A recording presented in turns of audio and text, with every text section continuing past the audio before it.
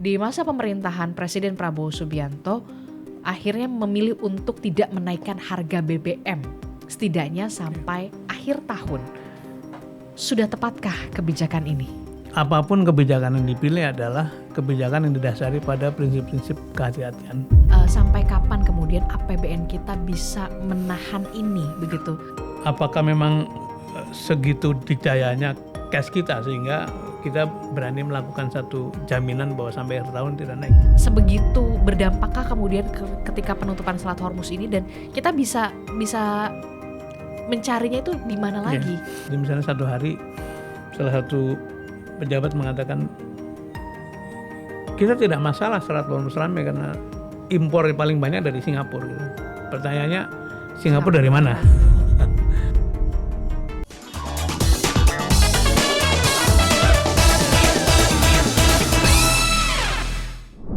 Halo, kembali lagi di On Point with Adisi Larasati. Ada beragam topik dan juga isu yang menjadi sorotan publik di pekan terakhir belakangan ini.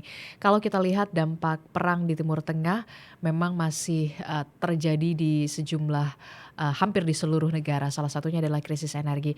Meskipun Amerika Serikat dan juga Iran telah bersepakat untuk melakukan gencatan senjata, tapi yang kemudian dipertanyakan adalah saat ini krisis energi melanda hampir semua negara di dunia. Salah satunya adalah di Indonesia.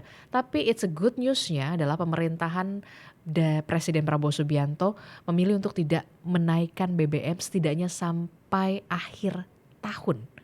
Apakah ini kebijakan yang tepat di tengah krisis energi? Kita akan membahasnya bersama dengan Pak Sudirman Said yang sudah bergabung bersama kami. Halo, selaku halo juga Pak Dirman, Menteri SDM 2014 hingga 2016, betul? Ya, betul. Nah, waktu ini kali kedua ya, Pak Dir, ke sini. Yang pertama kita bahas soal bencana Aceh, rekonstruksi Aceh. Saat ini kita membahas soal bagaimana dampak perang di Timur Tengah begitu ya, penutupan Selat Hormuz, walaupun memang Amerika Serikat dan juga Iran sudah melakukan gencatan senjata, tapi krisis energi ini masih membayangi hampir seluruh negara di dunia.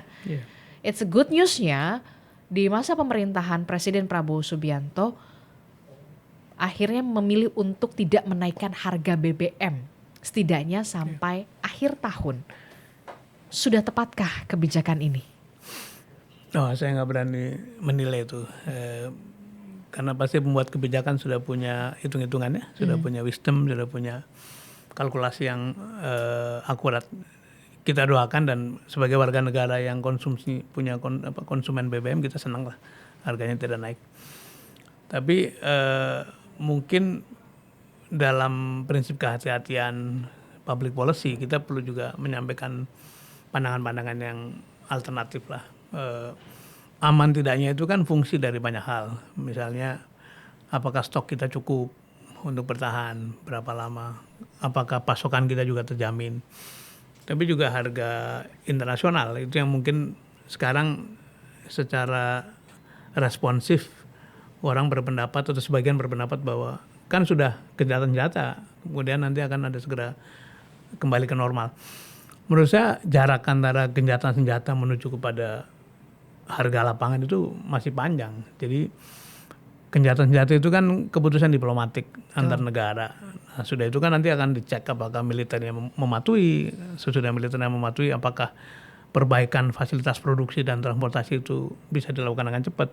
Sampai akhirnya normalisasi supply. Nah, supply demandnya normal baru harganya normal. Itu will takes time, makan waktu. Nah, butuh sekarang waktu berapa lama biasanya? Tergantung kompleksitasnya, tapi kalau sekarang ini kan kalau yang terlibat dalam konflik ini kan belasan negara kan. Nah, baru saja disepakati hari berikutnya Israel sudah melanggar, sudah menyerang negara lain, dan itu pasti tidak akan segera stabil lah kira-kira gitu. Nah, jadi mungkin yang paling penting adalah apapun kebijakan yang dipilih adalah kebijakan yang didasari pada prinsip-prinsip kehati-hatian. Karena menurut saya kebijakan publik itu tidak hanya sekedar menyenangkan masyarakat. Tentu saja kalau kita tanya pada masyarakat awam, sebagai konsumen BBM juga senang lah harganya nggak naik. Tapi kan juga ada hak-hak atau ada sesuatu yang sifatnya long term, keselamatan fiskal jangka panjang misalnya. Kemudian juga edukasi pada publik bahwa energi ini ada harganya. Saya dulu ketika memulai pekerjaan, tugas pertamanya adalah menaikkan BBM tuh pada bulan-bulan awal. Karena kita berpikir bahwa subsidi jatuhnya kepada orang-orang kelas menengah, walaupun sekarang pengguna motor banyak sekali ya. Akhirnya dialihkan. Ya, itu dialihkan untuk yang lebih produktif. Nah, keadaan ini juga akan menekan APBN kita karena sesungguhnya karena program-program yang sangat populis yang diluncurkan oleh pemerintah sekarang, kita butuh banyak sekali cash gitu. Nah, sekarang itu kan pemerintah daerah sudah menjadi pihak yang menanggung risiko kan. Transfernya turun, kemudian berdampak pada sebagian pekerja atau P3K terancam diberhentikan, tapi juga perputaran ekonomi kelas di bawah itu benar-benar menurun. Nah, dalam keadaan begitu, pertanyaannya kan apakah kita mau ngotot menggelontorkan uang sebanyak-banyaknya untuk menahan supaya BBM tidak naik, atau lebih realistis? Nah, itu yang kemudian menjadi pertanyaan saya. Sampai kapan kemudian APBN kita bisa menahan ini begitu?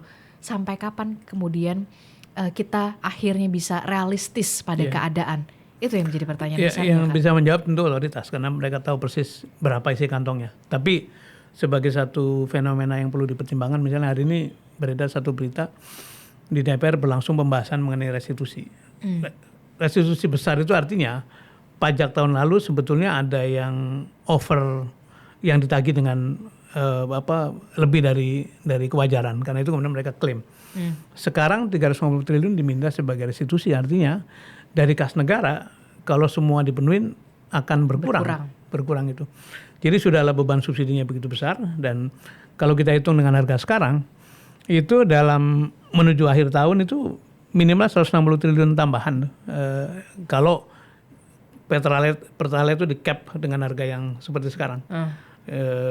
Harga keekonomian 12.800 kurang lebih, dijualnya 10.000. Itu kalau berlangsung terus, maka 160 triliun harus disiapkan.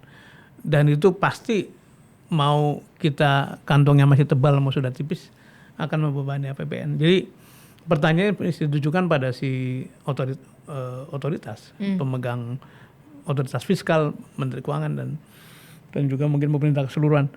Apakah memang segitu dikdayanya cash kita sehingga kita berani melakukan satu jaminan bahwa sampai akhir tahun tidak naik.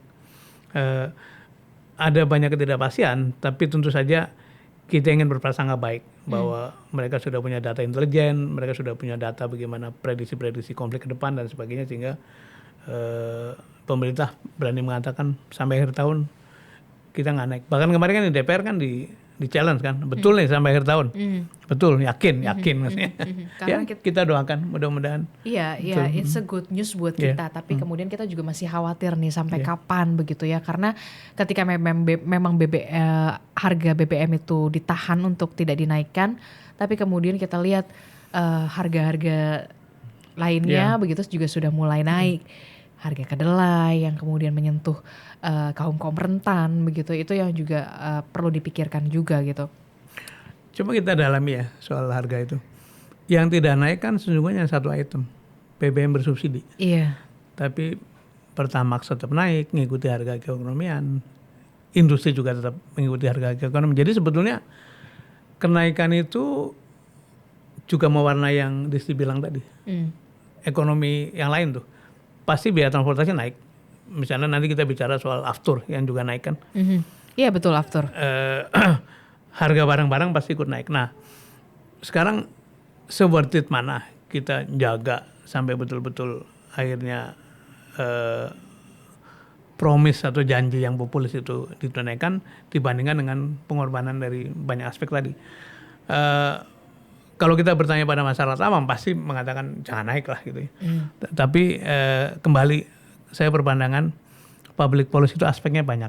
Ada aspek edukasi, ada aspek keamanan, ada aspek menjaga kepentingan jangka panjang, menjaga keseimbangan. Ya, itu yang mungkin kita percaya bahwa para pengambil keputusan itu, para pengambil kebijakan sudah menghitung itu semua lah. Oke, saya juga sebelum kita wawancara saya sempat melihat ini ya apa namanya rekaman Anda pada saat melakukan pidato 2014 silam. Pada saat itu adalah pengumuman yang sangat tidak diinginkan pejabat manapun. Yeah. Apalagi pada saat baru beberapa bulan dilantik kalau tidak salah, akhirnya Anda pada saat itu sebagai menteri harus mengumumkan pengalihan subsidi begitu. Saya ingat di sidang kabinet awal-awal tuh ya, kan dibahas antara lain, karena itu kan pending matters dan bulannya bulan memang harus memutuskan. Ya, saya presentasi lah mengapa BBM mesti dinaikkan, apalagi dengan program pemerintah sangat baik untuk disalurkan ke sektor produktif. Dan ketika itu ditanya oleh Presiden di dalam sidang, siapa yang mengumumkan gitu? Iya, tanggung jawab Menteri SDM, Pak. Jadi saya akan menjelaskan. Saya tahu ini bukan pengumuman yang enak didengar, tetapi begini. Dalam satu periode pemerintahan sebaiknya hal-hal yang tidak enak itu dikerjakan di depan. Karena pada waktu itu kan kira-kira Pak Jokowi, Pak JK masih bulan madu dengan seluruh masyarakat kan. Orang-orang masih menaruh harapan tinggi. Jadi kalau dikasih pil pahit sedikit nanti akan ada obatnya lah di belakang hari. Dan itu pilihan kita waktu itu. Kita naikkan dengan segala pertimbangan. Sambil walaupun itu tidak populis. Betul. Kala itu. Sambil kita ingin tanda kutip mendidik masyarakat bahwa harga energi itu naik turun. Karena apa?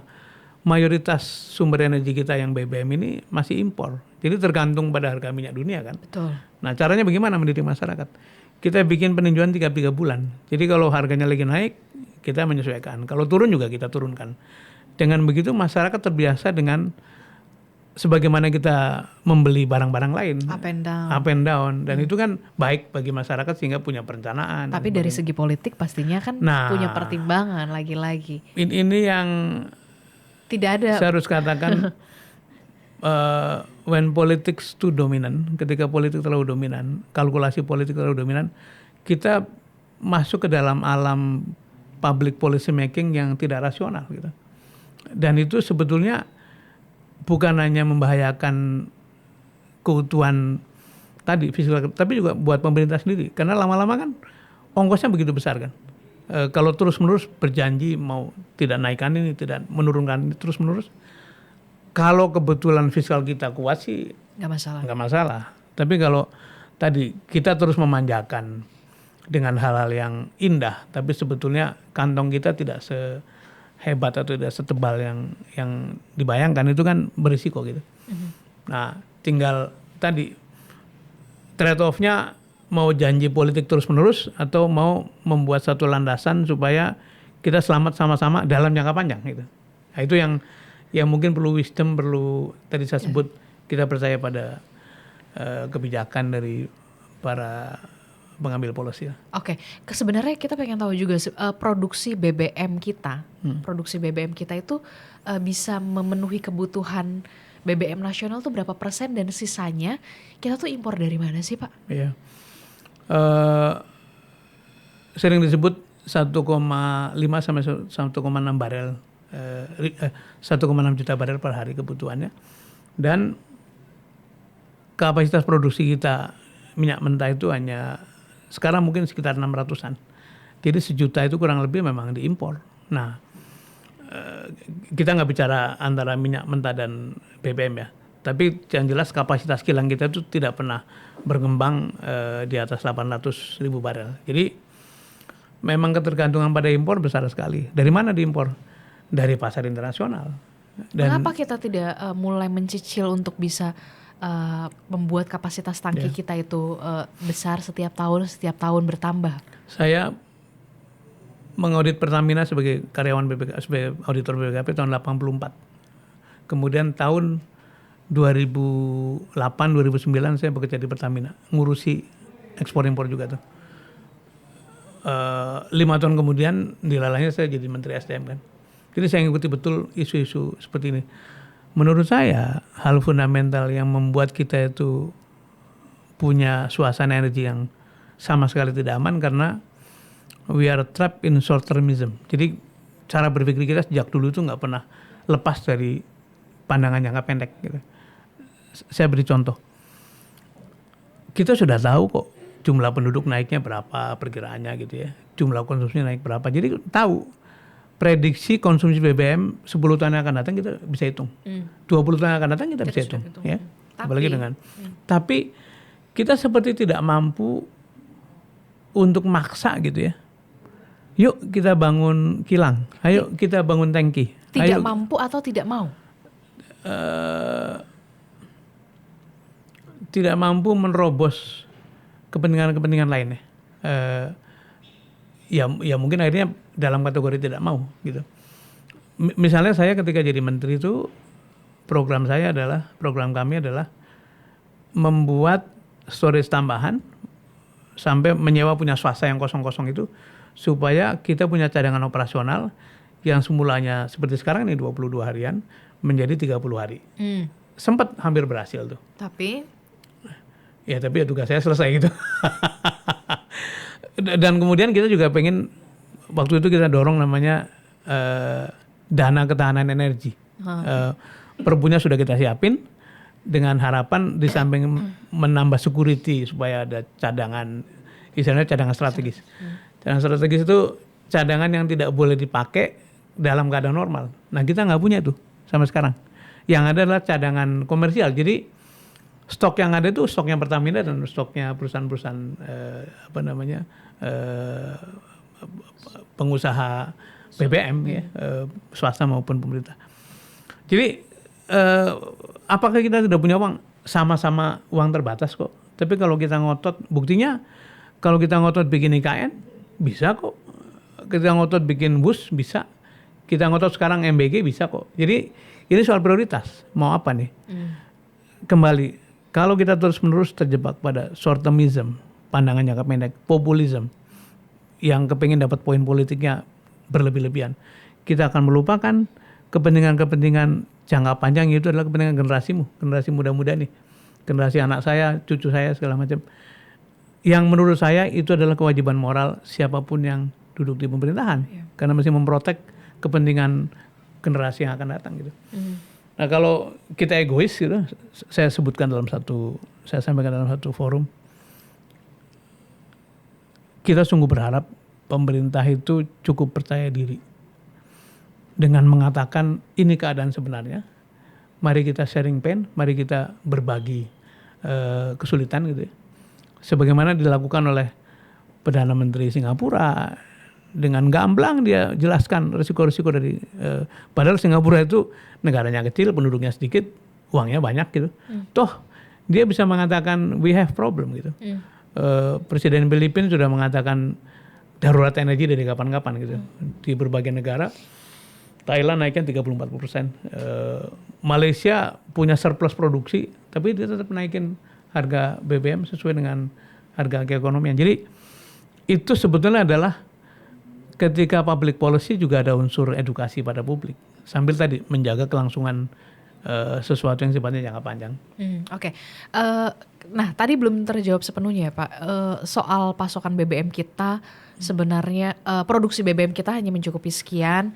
Nah sisanya tuh kita impor dari mana, dan dampaknya Selat Hormuz ditutup itu kan kalau tidak salah Selat Hormuz tuh hanya 20% ya, 20%. Nah sebegitu berdampakkah kemudian ketika penutupan Selat Hormuz ini, dan kita bisa mencarinya itu di mana lagi? Ada pernyataan yang menarik untuk dilihat. Jadi misalnya satu hari salah satu pejabat mengatakan kita tidak masalah Selat Hormuz ramai karena impor paling banyak dari Singapura gitu. Pertanyaannya Singapura dari mana? Satu. Yang kedua kemarin juga dikatakan yang lewat Selat Hormuznya sedikit. Ketahuilah bahwa yang namanya pasar BBM atau pasar minyak itu kan pasar global. Jadi tidak bisa dilihat ini barang yang lewat Hormuz, ini yang tidak lewat Hormuz, harganya berbeda. Tidak. Itu harga dunia terbentuk dari seluruh demand and supply gitu. Jadi meskipun Selat Hormuz itu katakanlah hanya mengontrol jalur 20%, tetapi harga keseluruhan ditentukan oleh agregat demand and supply. Karena itu yang mesti kita perhatikan bukan hanya semata-mata di 20%, tapi keseluruhan harga demand and supply tadi. Dan saya kira mereka punya hitungan yang baik lah. Dari mana mereka berasal? Minyak dari berasal ya dari bisa dari Brasilia, bisa dari Venezuela. Venezuela sekarang lagi ada masalah dengan Amerika ya. Sebagian juga dari Amerika juga ada. Tapi ketemu di satu market yang saya sebut tadi, market spot atau market kontrak. Kalau kontrak kita nggak ada soal. Tapi kalau kita ketergantungan pada spot cukup tinggi, dan menurut saya sekarang kita masih cukup tinggi, itu akan sangat dipengaruhi oleh naik turunnya harga minyak dunia itu. Oke, kita akan lihat juga vote juga. Kita akan lihat bagaimana tanggapan juga dari netizen gitu ya tentang tidak dinaikannya harga BBM. Apakah sudah tepat begitu? Tentu ini menjadi kebijakan yang populis dan it's a good news buat kita masyarakat. Tapi sampai kapan APBN kita bisa menahan ini? Kita akan lihat. Ini dia. Amerika Serikat dan Iran sepakat untuk melakukan gencatan senjata selama 2 pekan. Dampak perang tersebut, pemerintah tidak menaikkan harga BBM. Apakah tepat? 84% Pak Dir, sudah tepat, jangan naikkan harga BBM. Sementara 10% mengatakan tidak tepat, mending naikkan harga BBM supaya tidak membebani APBN. Dan ada pendapat lain 6% Pak. Terbukti, bagaimana? Itu tadi pasti kan orang memilih yang instan kan, yang enak. Jadi kalau dihidangkan di meja ini mie instan sama sashimi, kita maunya apa? Pasti yang lebih enak lah. Iya, yang paling langsung kenyang kan. Jadi tapi tadi mungkin perlu dilihat lagi, jangan misleading seolah-olah seluruh BBM tidak naik. Karena tadi saya katakan hanya satu yang tidak naik, yaitu BBM bersubsidi gitu. Yang lainnya naik. Subsidi kita akan lihat nanti ke depannya seperti apa. Jadi tadi itu sesuatu yang sangat wajar karena pasti masyarakat kan nggak pengen beban tambahan ya. Jadi cuman tadi ada kewajiban untuk mengurus hal-hal yang sifatnya lebih long term. Oke, nah kita akan lihat juga, kita punya komentar juga tidak? Kita akan lihat komentar netizen. Apa yang menjadi komentar netizen terkait dengan kebijakan tidak menaikkan BBM, apakah sudah tepat? Kita akan lihat. Nah ini dia. Kalau semua naik, tidak dibarengi pendapatan rakyat yang naik, terus belinya mau pakai apa? Betul, itu betul banget. Kedua, kita akan lihat komentar netizen. Ini dari 1 juta berapa Pak? Kita ini enggak ya. Jika BBM naik, dampaknya sangat luas, semua kebutuhan akan naik. Sedangkan pendapatan tetap, maka akan terjadi chaos. Iya, kalau BBM naik, dampaknya kebutuhan bahan pokok pasti akan naik, tapi pendapatan kita, gaji kita ya segitu-gitu aja. Oke. Jangan hanya memikirkan beban APBN. Pikirkan juga dampak kenaikan BBM akan memengaruhi harga bahan-bahan pangan dan kebutuhan pokok. Janganlah rakyat yang ditumbalkan. Bukankah kebijakan pemerintah juga yang bikin APBN boncos? Nah, oke. Jadi dari 1 juta komentar itu kita memfilternya ya, Pak Produser ya. Nah, ada juga yang mengatakan gini, ya nggak apa-apa, pakai aja APBN, kan APBN dari kita untuk kita. Nah itu gimana Pak? Ya boleh, itu kan choice ya, pilihan kebijakan. Tapi tadi ada yang menarik bahwa kira-kira ada yang mengatakan kan kebijakan pemerintah juga yang membuat APBN kita seperti sekarang ini. Jadi kalau kita bisa pindahin hal-hal yang bisa kita taruh prioritasnya lebih rendah, mungkin juga menarik untuk dipertimbangkan. Jadi sambil juga perlu diingatkan bahwa karena tadi yang naik, yang tidak naik adalah hanya BBM yang subsidi, maka sebetulnya pengaruh pada kenaikan harga sudah terjadi gitu.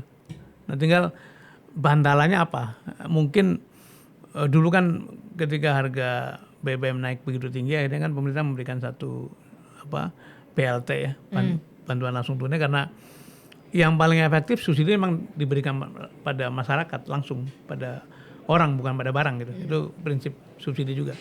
Jadi kalau itu dilakukan mungkin juga sedikit meringankan. Tapi tadi memang benar sekali bahwa item-item pemanfaatan APBN yang sebetulnya bisa ditata ulang itu saya kira menjadi suara masyarakat juga tuh. Dan itu harus didengar ya pastinya. Betul. Oke, ini juga kan langkah jangka panjang begitu ya. Pak Presiden Prabowo Subianto meresmikan pabrik kendaraan berbasis listrik di Magelang. Tentu ini hal yang patut diapresiasi supaya kita bisa beralih begitu ya, beralih dari kendaraan biasanya BBM tapi kemudian dialihkan ke kendaraan listrik begitu. Tapi kan juga perlu waktu. Iya. Nah, Anda melihat ini bagaimana? Saya setuju dengan Disti bahwa kita apresiasi, kita hormati dan kita bersyukur karena sudah ada step yang lebih maju ya. Iya. Mendorong listrik. Tapi kalau mau dikaji ulang lagi, ini bukan nyala-nyalain enggak, tapi ada risiko-risiko lain kan. Satu, listrik sendiri kan perlu tambahan pembangkit. Yang itu juga akan, ya mungkin batu bara kita belum ada soal sampai hari ini. Jadi pembangkit listrik perlu ditambah. Nah kalau peralihan dari mobil berbahan bakar minyak menuju ke kendaraan listrik itu betul, itu sesuatu yang mungkin akan jadi solusi, tapi tidak serta-merta kan. Tidak hari ini kemudian kita bangun pabrik, besok beralih ke listrik. Karena listrik. Pertama kapasitas dari pabrik-pabrik itu juga perlu dipertimbangkan seberapa cepat dia menghasilkan itu. Yang kedua, si konsumen atau pengguna konversi dari mobil konvensional kepada mobil listrik juga akan perlu waktu lama. Jadi it takes time, itu mungkin akan memberi benefit pada jangka menengah gitu ya. Dan jangka panjangnya barangkali konversi energi ke renewable segala macam yang kembali juga selalu gagal, selalu tidak mencapai target disebabkan karena kita ini fokus pada urusan-urusan jangka pendek. Masih ada batu bara. Ini renewable mahal.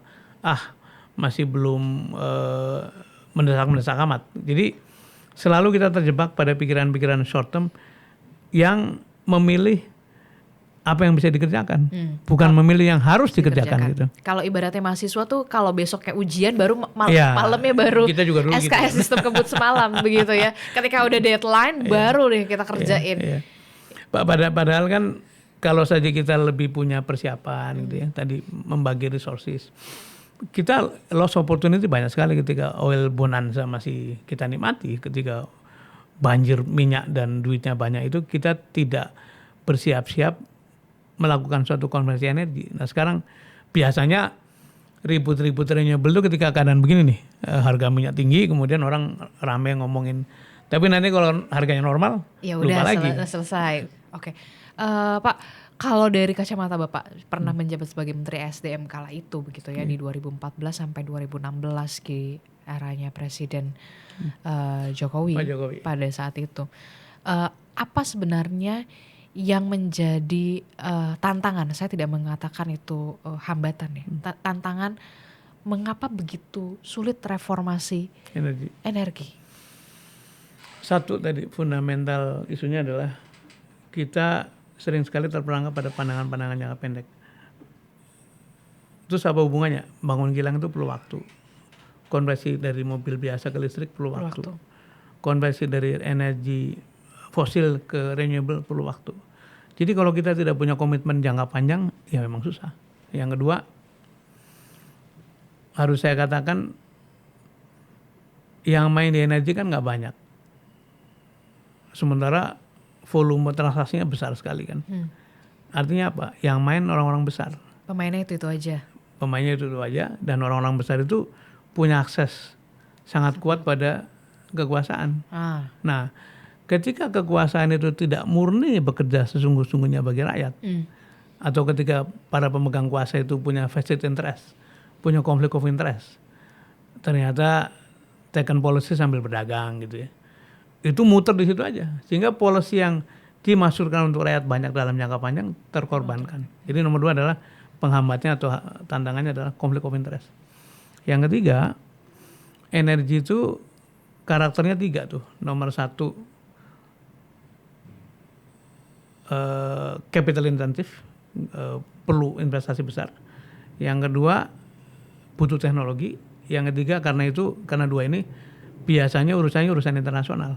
Nah, pemain internasional itu akan melihat negara yang country risk-nya kecil, yang bersih, yang policy-nya predictable, yang korupsinya rendah atau korupsinya minimal.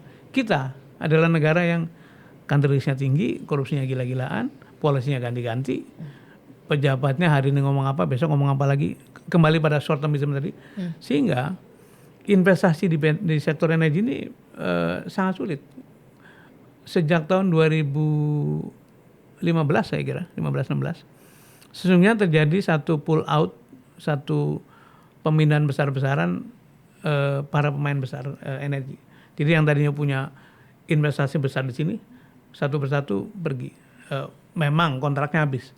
Tapi sesungguhnya kalau memang cukup menarik, dia akan berusaha total meninggalkan Mahakam ya. Kemudian Chevron meninggalkan Rio gitu. Tapi juga kita punya cerita Masela yang stall, yang terhenti bertahun-tahun. Karena apa? Karena short term pengennya yang cepat-cepat, kemudian polisinya tidak stabil, berganti-ganti, orang jadi malas. Jadi 3 hal itu yang menjadi penghambat mengapa reformasi energi itu sulit sekali. Nomor 1, cara pandangnya pendek. Nomor 2, vested interest atau conflict of interest. Yang ketiga, kita kehilangan daya tarik global. Oke, nah ini kita berandai-andai ya Pak ya, kalau Bapak pernah berada di jabatan itu, Menteri SDM, ketika menghadapi situasi yang saat ini kan situasi yang tidak pernah terbayangkan sebelumnya. Apa yang ingin Anda berikan masukan kepada pemerintah untuk bisa menghadapi situasi semacam ini, krisis energi semacam ini? 3 poin menurut Anda. Ini kita tidak bermaksud menggarami laut atau menggurui yang sedang bekerja. Ya ini kan masukan tapi ya. Pandangan seorang pembayar pajak. Nomor 1, jujur, mengakui problem, menjelaskan apa adanya, mengajak masyarakat itu berbagi kesulitan, istilahnya sharing pain lah gitu. Yang kedua, perjelas polisinya, kemudian jangan semua orang tuh bicara sehingga terjadi pandangan-pandangan yang berbeda-beda dari masyarakat. Jadi juru bicara mesti satu. Itu krisis manajemen prinsip lah, prinsip-prinsip manajemen krisis. 1, jujur mentok sampai ke bawah. Yang kedua, juru bicaranya jelas. Nah yang ketiga, satunya kata dan perbuatan. When you, the top leader, ngomong efisiensi, kemudian tindakannya tidak menunjukkan itu, kira-kira polisinya didengar orang apa enggak gitu. Jadi kalau kita ngajak kenjangan dekat pinggang, ngajak efisiensi, ngajak hemat, tunjukkan seluruh aparat pemerintah bahwa kita ini memang berjalan dengan efisien. Kurangi cara-cara upacara yang berlebih-lebihan gitu. Dan itu dikerjakan oleh banyak pemerintah di berbagai negara kan. Karena keteladanan adalah the most powerful tools untuk kepemimpinan. When you lost keteladanan itu ya sulit. Dan jadi 3 itu. 1, jujur. Yang kedua, perjelas siapa yang harus menyampaikan polisi-polisi, tentu dengan kajian yang baik. Yang ketiga adalah jadilah teladan yang baik. Oke, jadilah teladan yang baik begitu ya. Ketika kita diberikan contoh, pasti kita akan ikut ya. Warga kita itu warga yang baik ya, dan look up, lihat ke atas. Begitu atasnya berbuat baik, dia akan ikut juga. Oke, kita akan berharap begitu ya, berharap betul bagi pemerintahan Presiden Prabowo Subianto ini kita bisa melewati masa sulit. Kita semua bisa melewati masa sulit ini. Terima kasih Pak Sudirman Said telah bergabung bersama kami di On Point with Adistila Rasati. Mudah-mudahan gak bosan ya untuk kita bisa sharing Insya Allah. Apapun itu ya. Itu kewajiban pembayar pajak juga lah untuk sharing pandangan. Iya kan kita sama-sama pembayar pajak. Terima kasih Pak Dirman. Nah itu tadi ada berbagai macam hal yang kemudian perlu juga kita cermati begitu. Mudah-mudahan ini juga bisa menjadi manfaat perbincangan kita di hari ini begitu di On Point with Adistila Rasati. Kita akan kembali di episode selanjutnya dengan topik yang lebih menarik lainnya. Terima kasih. Sampai jumpa.